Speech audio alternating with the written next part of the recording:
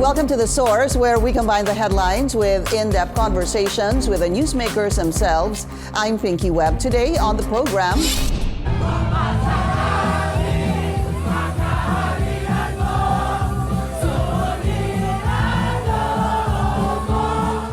senators criticize drag artist Pura Luka Vega for what they call as a blasphemous and offensive performance of the Namin. Despite religious uproar from different sectors, Pura Luka Vega is standing by their art. Drag queen Pura Luka Vega joins us in the program.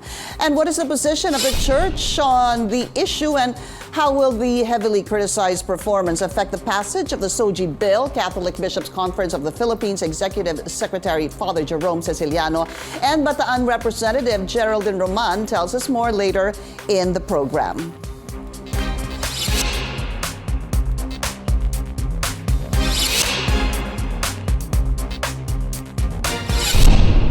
All right, let's go straight to the source of the story. We have Catholic Bishops' Conference of the Philippines spokesperson, Father Jerome Secilliano. Father Jerome, welcome to the source. Thank you so much for your time. Good morning, Pinky. Good morning to your televiewers. Okay, Father, let me start with this. How did you feel upon seeing the video? Well, when I first saw it, I feel disgusted, really, from what I saw. And it's totally disrespectful to the religion and even to the sentiments also of the Catholics, for that matter, because it's very clear there that some elements of our faith, sacred elements at that, were used for secular purposes, especially for entertainment. Mm-hmm. Sacred elements of faith used for entertainment.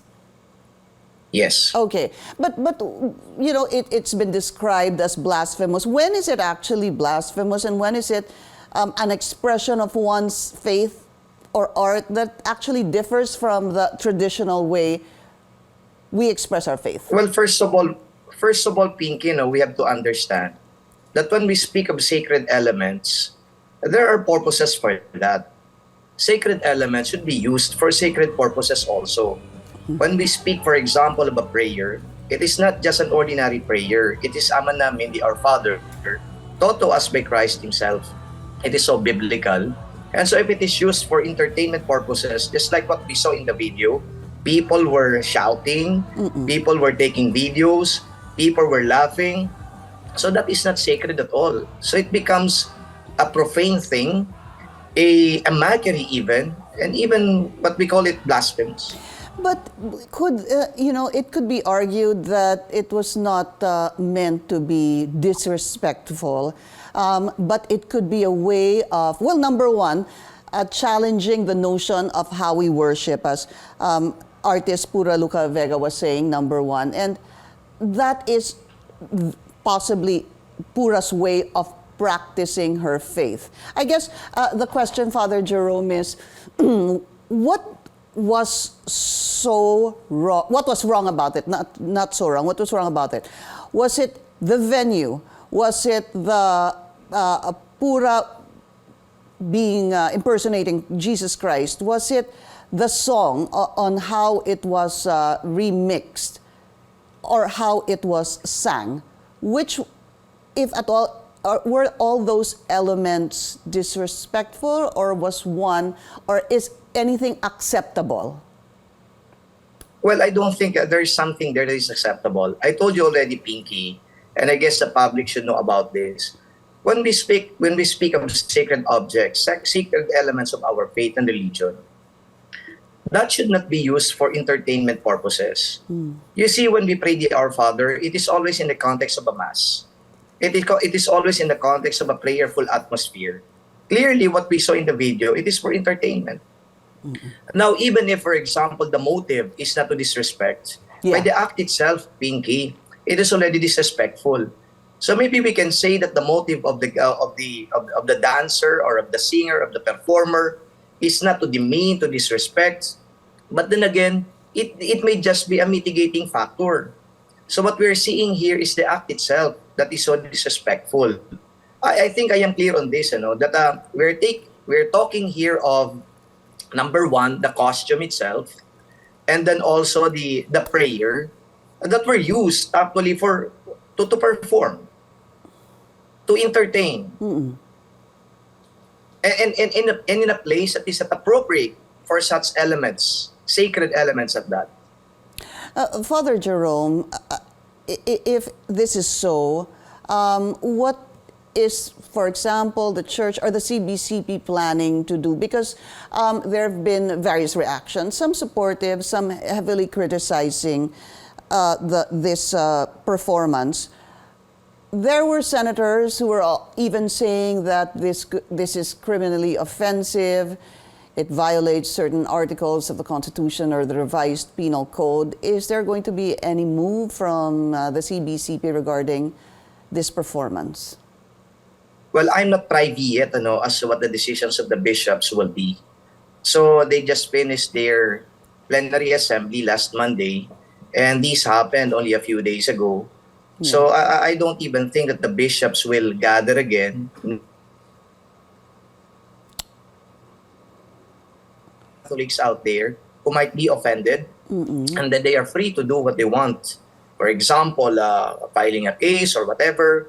But as far as the Catholic Church is concerned, or the hierarchy itself, I am not privy yet as to what they're going to do. And how to move forward after this, Father Jerome?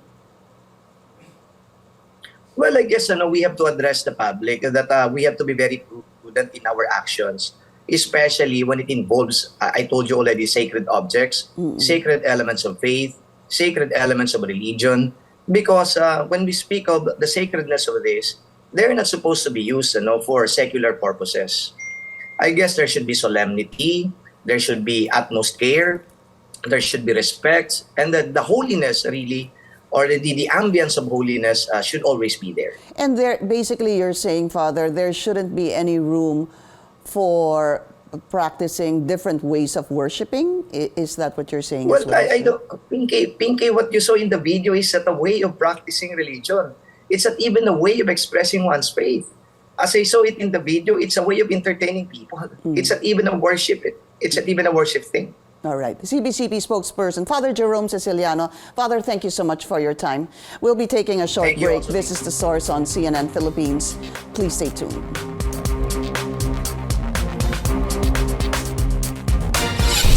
You're watching The Source on CNN Philippines. I'm Pinky Webb. Our source today, drag queen Pura Luka Vega. Pura, welcome to The Source.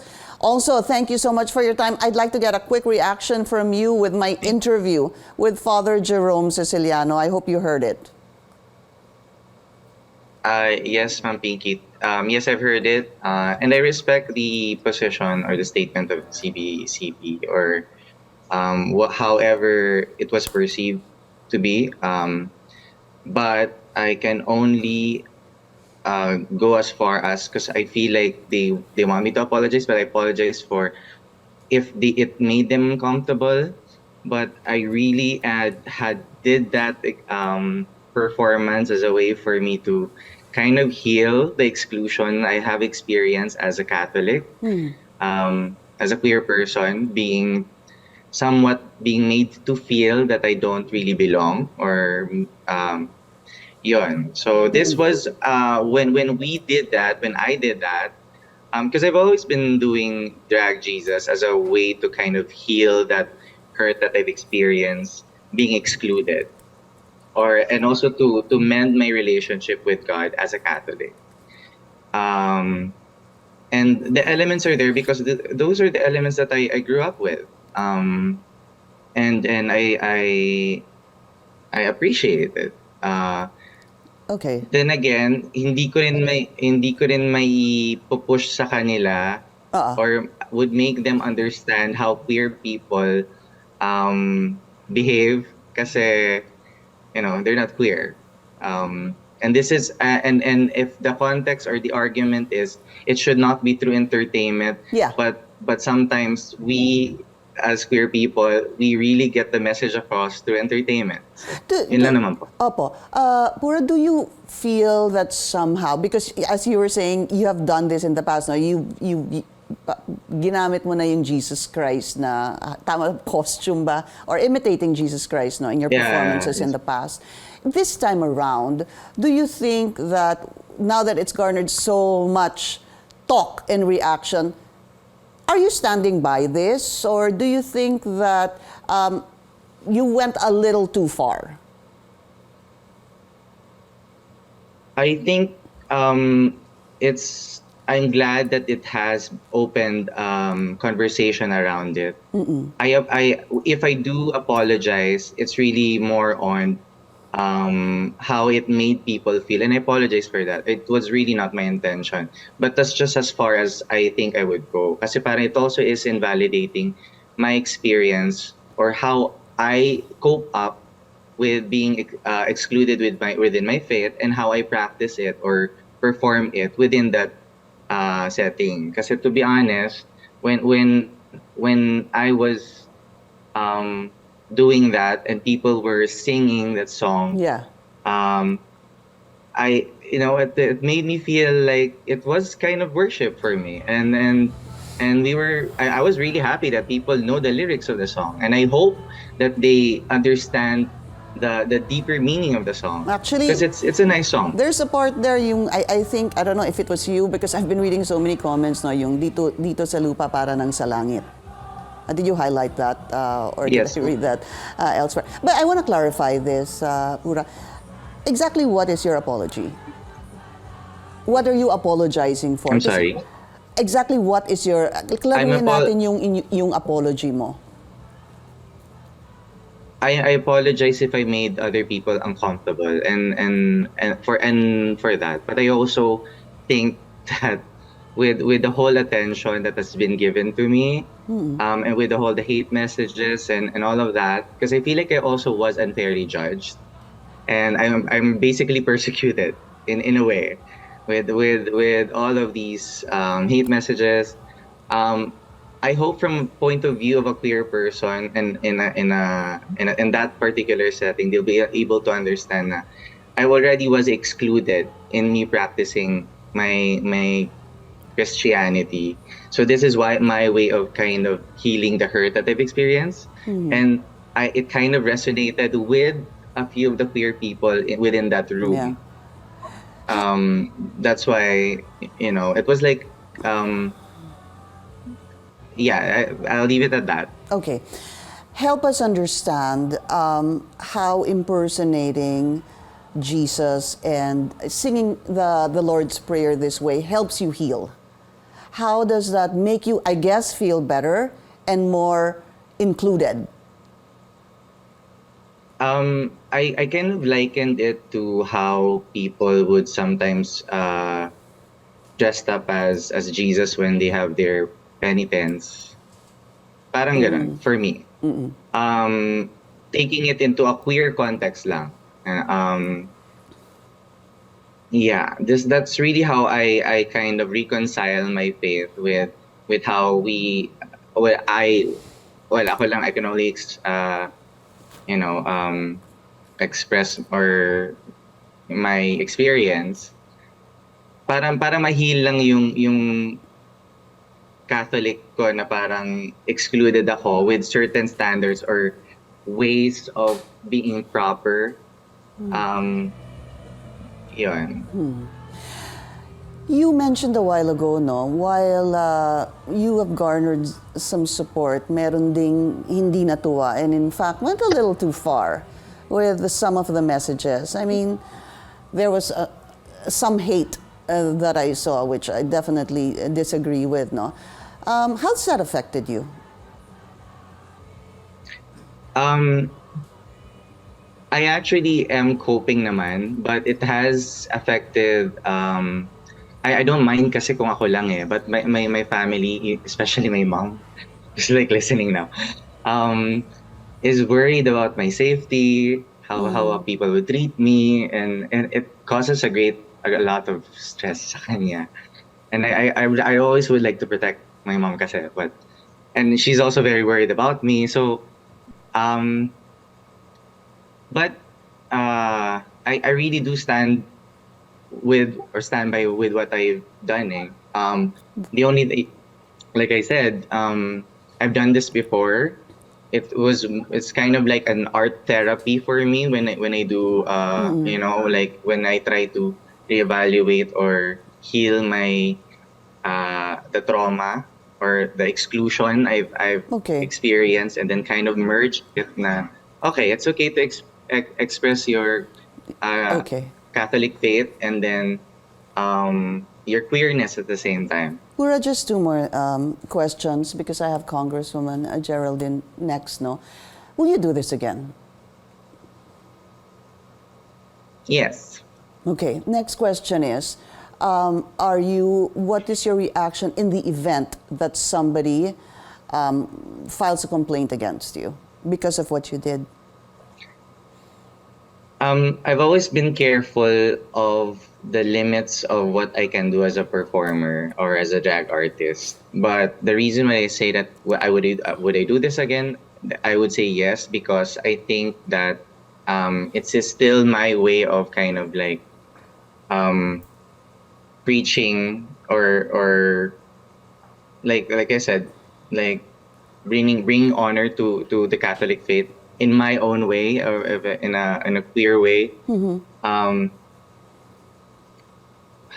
Paano ba? Parang feeling ko kasi it's very ironic that the people who have reacted so violently is kind of not what I expect from someone who has practiced Catholicism. I feel kindness is really hard. I get it. I mean, it's hard to be kind in nowadays, but I don't think that I merit that much attention. I'm just a drag queen. I'm just a human being, and I don't know if that calls for a national issue, having senators react in that way. But I understand, okay. But I hope that they also understand it from my point of view. All right. Thank you so much, drag queen Pura Luka Vega. Thank you. We'll be taking. Vicky. Thank you. We'll be taking another short break. This is The Source on CNN Philippines. Please stay tuned.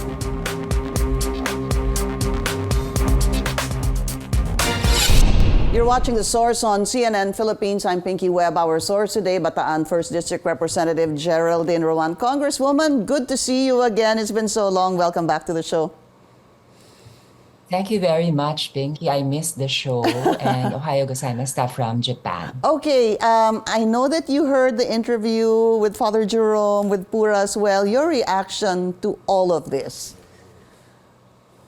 Well, number one, we should be aware that, there is a constitutional right to self-expression, but that is not absolute. And as responsible citizens, we should know that all of our actions have consequences. Ako naman nagugulat ako bakit si Pura hindi niya daw inaasahan tong reaction from society, from the Philippines, where a large number of citizens are Catholics. Basic human psychology, kanina pinapanood ko si Pura. Meron siyang mga pictures ng pamilya niya, and admittedly, mahal niya ang mom niya, ang family niya. Well, Pura, mahal din ng mga Katoliko si Jesus Christ. What if I got pictures of your mom? I tampered with them. I parody your mom or your family for that matter. How would you feel? Matutuwa ka ba? Basic human psychology yan, Pura. And as an artist, hindi ka naman pwedeng may free license na make parody of everyone or anything that to address your personal issues. You were saying that you had personal issues with the Catholic Church. Well, that's not the way to deal with it. You cannot deal with your personal issues at the expense of others. The more mature way of dealing with your personal issues is to approach a priest, talk it out. Okay, you have your art, pero you have to be careful. Kasi, sabi ko nga, lahat ng actions may consequences, even legal consequences. So yun lang yun, Pinky. Basic human psychology na hindi kinikilala ni Pura. Pag ikaw, you tamper with what is sacred or dear to people, and I include myself, I'm a Catholic, hindi biro yung ginagawa mo. Hindi mo pwedeng tawaging art yung pananakit ng damdamin ng ibang tao. I find that attitude very selfish, irresponsible, at saka inconsiderate. So, sana maging learning experience din to sa'yo. At defiant ka pa. Okay, nag-apologize ka but you would like to do it again. Okay, bahala ka. By your own admission, that was your form of worship, according to Article 133 of the Revised Penal Code. any action done and which offends the religious feelings of people in the context of worship Yeah. is criminally, That's you can be prosecuted for so, that. so you were talking about 153 because there's also another one that Senator Mig Zubiri was also talking about. So you're very siguro passionate no about this Congresswoman. But I want to ask you, what was offensive about it for you when you saw it? Again, I asked the same question no, because siguro that's still a question. Is it the setting? Because it was in a bar or a club? Is it imitating Jesus Christ? Is it how the Lord's Prayer was sung? Or is it because Pura is queer? It's all about that. And I hate to say this, Pura, please do not use the gender card again because you're giving the community a bad name. Sa totoo lang, this is simply a case of disrespect for the religious feelings of other people. And now, because binabatikos ka ng marami sa lipunan, you're waving the queer card. Don't be unfair. Kasi nga, you know what? Ang masama dito magkamali ang isang member ng community, lalahatin na. And we should all be aware of this, lahat ng members ng LGBT community. All we're asking for is a little bit of respect for other people. We demand respect through the SOGIE Equality Bill. We demand respect sa, different rights that we're fighting for from the community, which are all valid. Kaya nga lang, if we have just one member, na katulad ni Pura na, all that work down the drain. But of course, I'm confident that our lawmakers are aware that it has nothing to do. Pura's actuations have nothing to do with the SOGIE Equality Bill. The SOGIE Equality Bill will not justify or decriminalize similar acts. Kahit yung nangyari dun sa isang bar din sa Quezon City. Pinky. But Congresswoman, yung pong siguro, balikan lang natin yung, it's very disrespectful for kanina, Father Jerome, for Congresswoman Geraldine. But pagsabihin po ni Pura, I know this is it becomes very relative. What could be blasphemous for one could be an expression of art or worship for another. But mahaba pa pong usapan yun. But I guess, was there anything that Pura said that somehow resonated to you, such as being excluded, way of worship, it made Pura somehow feel included? Was there any point in what Pura said that somehow made sense? Well, I feel for Pura because the truth of the matter is that there are some Catholic priests who are very exclusive and judgmental towards the queer community, the LGBT community. But as I said, this is not the way to deal with that personal issue. The way to deal with this is to approach a priest who is more compassionate, more understanding, as has been the case with myself. I'm an openly trans woman in my parish. Mahal ako ng mga pare, hindi naman ako inuhusgahan. And this is also the case for so many members of the LGBT community who work for the church and who are welcomed in their parishes. So I'm sorry, Pura, na ganun na experience mo. But really, this is not the way to deal with this. The mere fact na my God, pinost pa to sa social media, well, what do you expect? Ganito talaga maging reaksyon ng mga Katoliko. In the same way that you would feel hurt if I tore down the pictures of your mom na nakasabit dyan sa likod mo. Your mom is sacred to you, and I understand that. We love our moms. We love our families. And there are many other things that we hold sacred to us. And we're talking about a collective of people, a large number of Catholics in the Philippines, na sagrado yung image of Jesus Christ, sagrado yung Lord's Prayer. And alam mo, may mga bagay na sagrado that you should not just tamper with and expect to get away with it and call it art. I'm calling for just basic human, compassion and sympathy, and also human psychology lang naman to, an understanding of human psychology. you touch something that is sacred to us, naturally we will get hurt and we will have these reactions, which is not to say that I will approve of violent reactions against Pura or there shouldn't against her be physical. space for that, no, Bawal yun. Congresswoman, because we know that social media, there have been not very good, violent even, very ugly comments. What do you say to people who have commented violently or too aggressively about this whole thing? Wag naman ganun. Alam mo, mga swerte nga si Pura eh. Ang mga Katoliko, very forgiving. Tell Pura to do that against other less tolerant religions. Tignan na lang natin kung anong mangyayari, no? Pero mga Katoliko, very forgiving nga. Kita mo yung CBCP, they're not even contemplating any kind of legal action. Doon naman sa mga nagre-react, sana wag nyo naman lahatin. Hindi naman to issue ng LGBTQ+. This is simply a possible violation of Article 133 of the Revised Penal Code. Okay. You know? And sabi ko nga, marami pong mga LGBT na nagmamahal, lumirespeto, at naglilingkod sa Diyos at simbahan. So please, Okay. sabi ko nga sa mga members ng LGBT community, always try to do good. Kasi it sounds unfair, but pag nagkamali ang isang LGBT sa lipunan, Sabi mo nga, nilalahat. nilalahat. Unfairly, that's a sad fact of the matter. Which should not be the case, hindi ho ba? Kasi kung hindi naman dapat sa LGBTQ, dapat po lahat tayo. Pero, But yeah, dapat, Pinky, pero walang mawawala if we do good, right? No, that's Wala true. namang mawawala. In fact, that's my exact point. Hindi lang LGBTQI community, lahat tayo dapat gumawa ng mabuti as best as we can, hindi ho ba? Maybe just the last question, how to move forward with this, Congresswoman? I mean, because there have been statements, or I would not call them threats, but it could be substantiated that this is a criminal offense or a case could be filed. Should it go there? Dapat ho bang makarating pa doon?